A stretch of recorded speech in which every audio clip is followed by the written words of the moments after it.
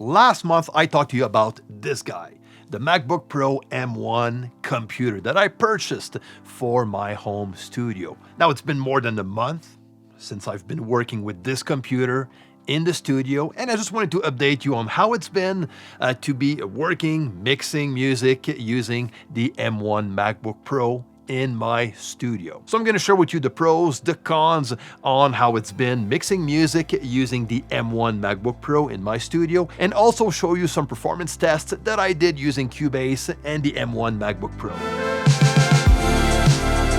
Hey, what's going on, my friend? Chris Lim here from Mixdown Online. Okay, now let's talk about this MacBook Pro M1 Max, which has 64 gigs of RAM and a 24-core GPU, which is a powerful machine. Now, if you didn't watch my first video talking about this guy, I'm gonna leave the link on top and below. Like I shared on that video, I decided to go towards the laptop route just because I like to be portable. I love to be able to bring my laptop upstairs on the road or when I'm going to NAMM and just bring my whole work with me. So I needed something reliable, fast, powerful, and also quiet. Because let's face it, when I mix music, the last thing I want to hear are computer fans. I need my mixing space to be as quiet as possible. And this MacBook Pro M1 Max does the job pretty well when it comes to the noise ratio. It is super quiet when mixing and recording music, and this is what's important for me. So now,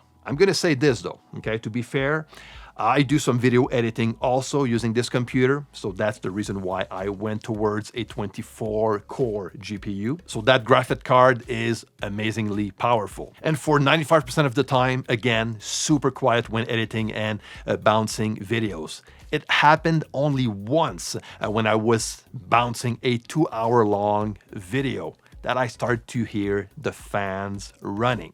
But that was it. That was the only time it happened. But for my mixing and producing work, it's super quiet. Now, when it comes to mixing, I mixed a few songs using this laptop. Now, something you need to realize when working with an M1 chip computer, whether it's a MacBook Pro or a Mac Studio, you need to put into consideration that they are using the M1 Apple Silicon chip technology, which not all applications and software are going to support yet, okay? Most of them do. I'll be honest with you. I would say that for my work, 90% of all the softwares and plugins I work with on a regular basis will work with the Apple Silicon chip, but some won't. But when it comes to Cubase, Cubase 12 will fully support Apple Silicon, which is great.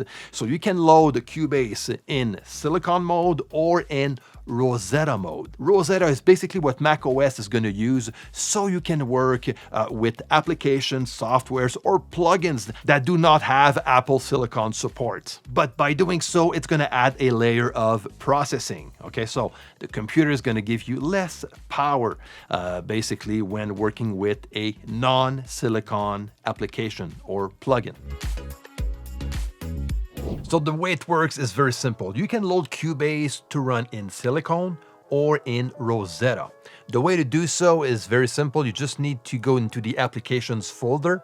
You look for your Cubase and just right-click and then click on Get Info. From that point, let me bring that to the center. From that point, you'll be able to check on this box if you want to load Cubase in Rosetta, okay, which will allow you to work with all your favorite plugins that are not supported with Silicon or does not have a VST3 version. Because like I said, not all plugins are gonna work in Silicon. Like, surprisingly enough, UAD Satellite, which is a DSP accelerator system to run UAD plugins, does not work in Cubase Silicon mode.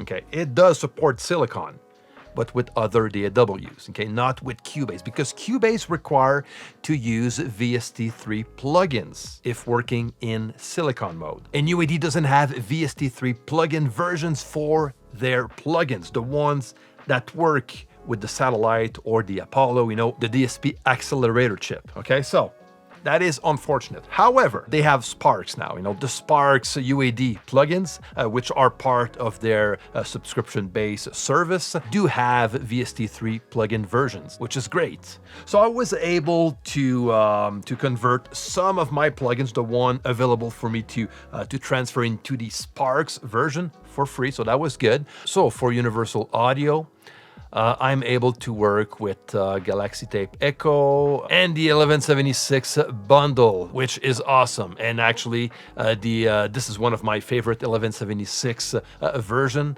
in plugin to work with, which is the AE revision, which sounds great.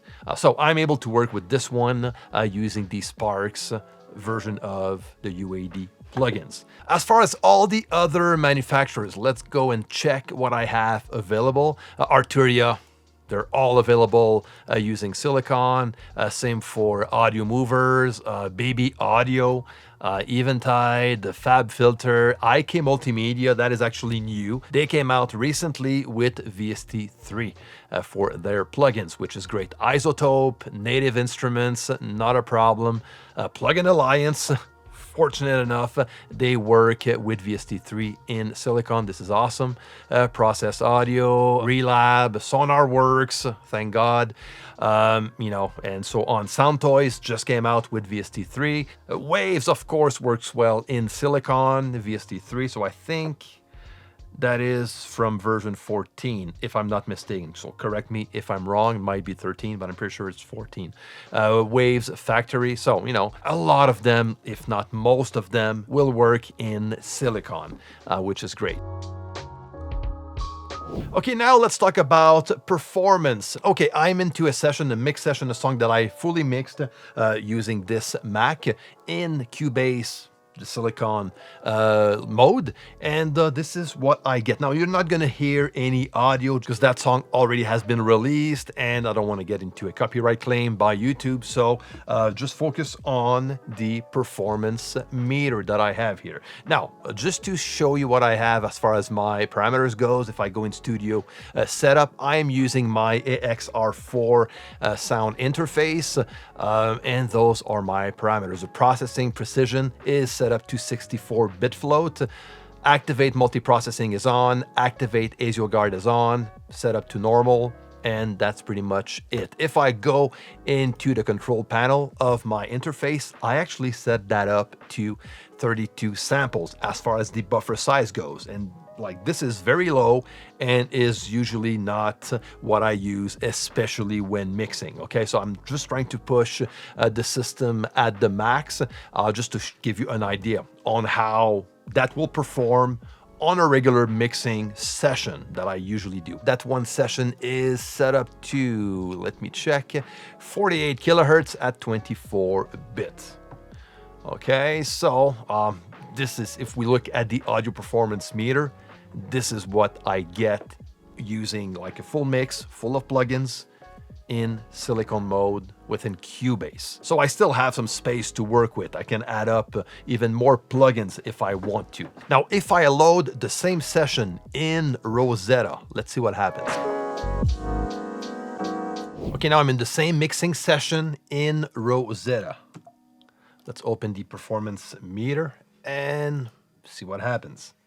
Already, I'm getting some spikes even without playing. You can see right away that I'm spiking big time, so I'm getting some dropouts, and so I kind of maxed out the processing power for this session. So it gives you an idea on the difference when I push it down to 32 samples in buffer size, how far I can go with a full mixed session in 48 kilohertz when using Cubase in silicon compared to Rosetta. In reality, I would mix this song, whether I'm working in silicon or Rosetta, I would mix that at a buffer size of 1024 samples, in that range. And there you go. Now I have way more leverage when it comes to mixing in Rosetta mode within Cubase at a buffer size of 1024 samples. So there you go. So it gives you an idea, which gives me way more leverage when working in Silicon. If I just want to mix a full session with a bunch of tracks in 96 kilohertz, for example, I can just boost my buffer size to 4,000 something, and get a lot of processing available for me to mix a huge session at a high sample rate in Silicon within Cubase.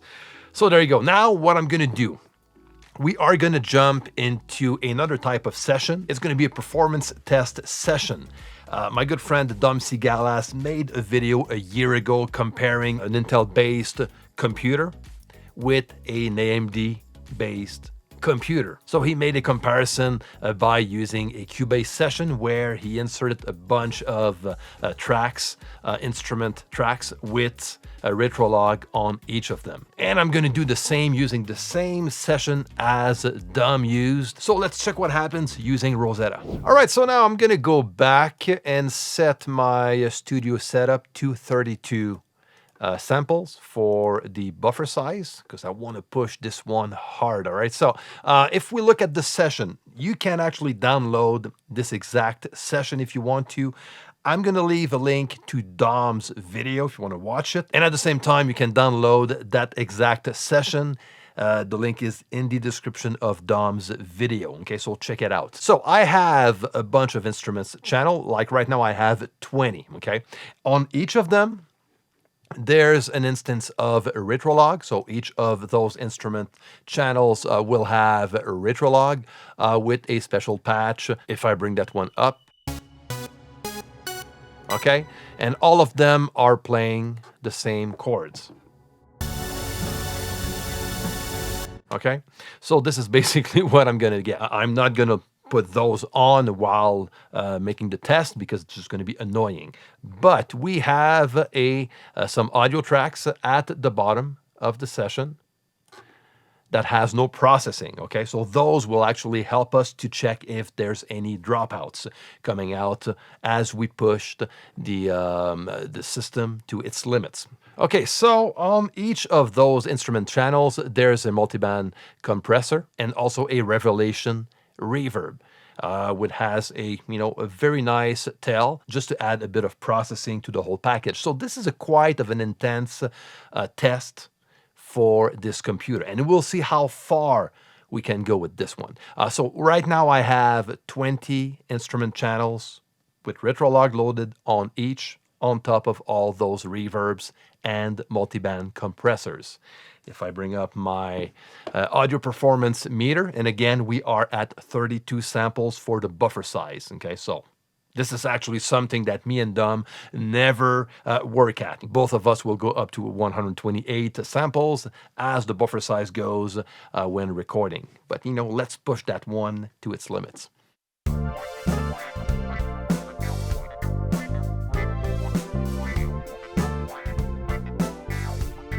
All right. Okay, so I'm good. So I'm going to boost that up and duplicate maybe, let's go with 5 extra channels. See what happens. All right, so we're still good.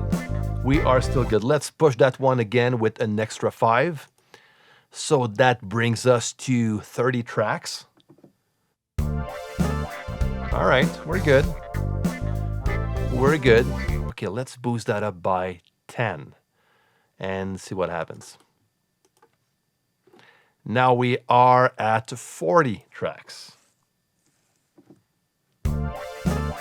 Interesting. Still works. Still works. All right, let's bring that up to... So we're at 55 tracks.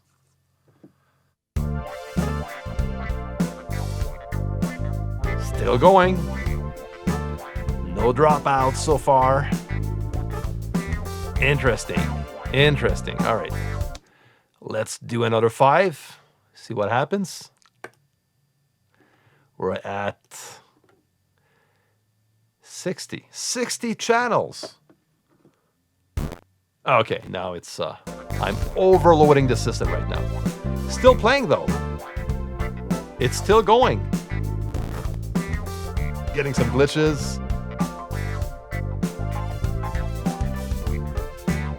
Okay. Okay, so if I remove like a couple of tracks, I can say it's probably gonna like give me a very decent result.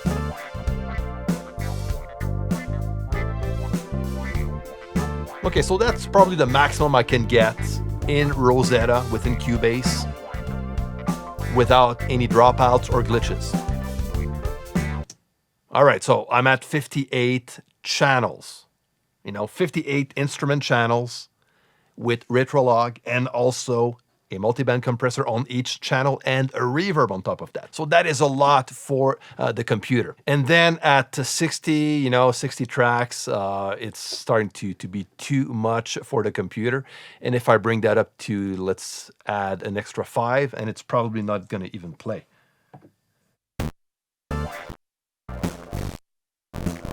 Okay, that is over at this point.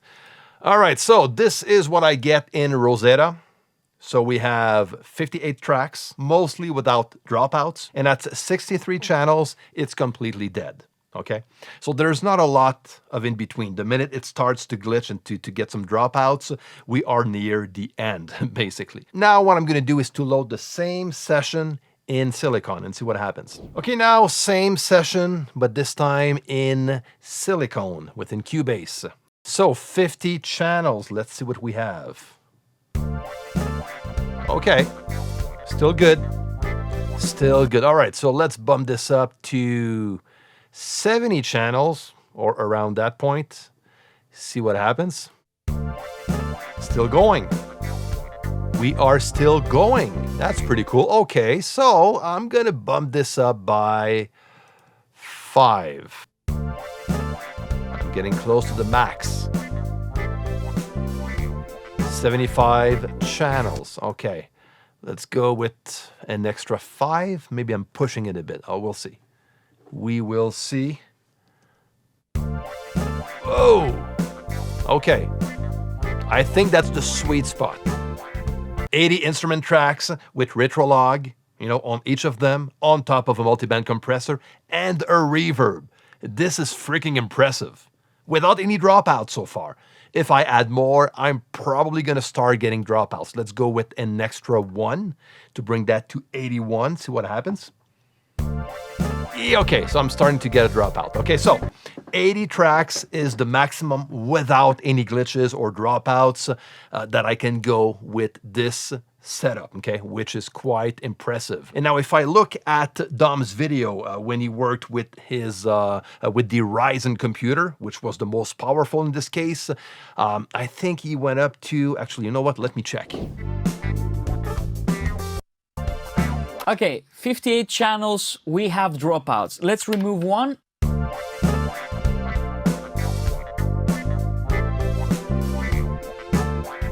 Okay, so 58 seems to be the limit where we start getting the first crackles.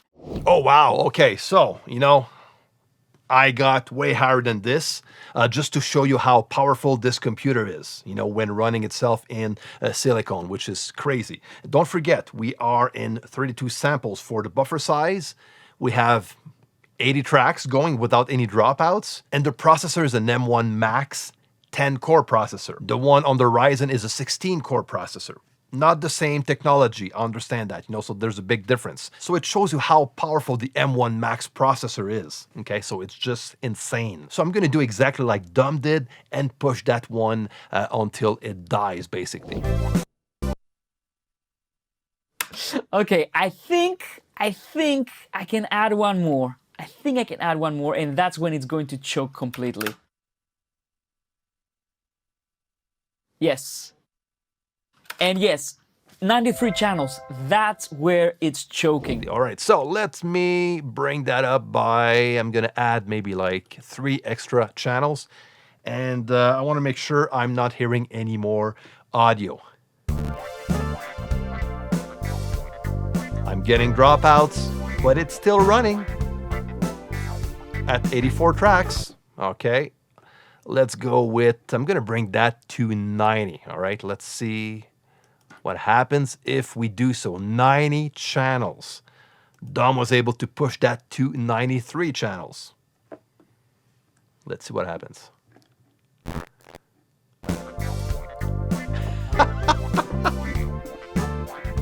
Look at that! Look at that! It's still running at 90 tracks. Still running. That is crazy. Okay, whoa. All right, okay, let's bring that to 93. Exactly when Dumb was not able to go forward, okay?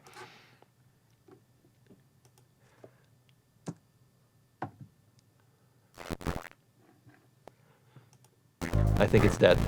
I think I just killed it. No, it's done. It's over.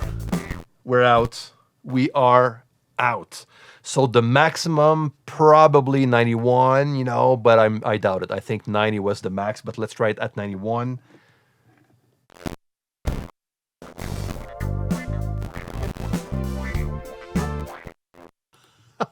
I am kind of having fun here. 92.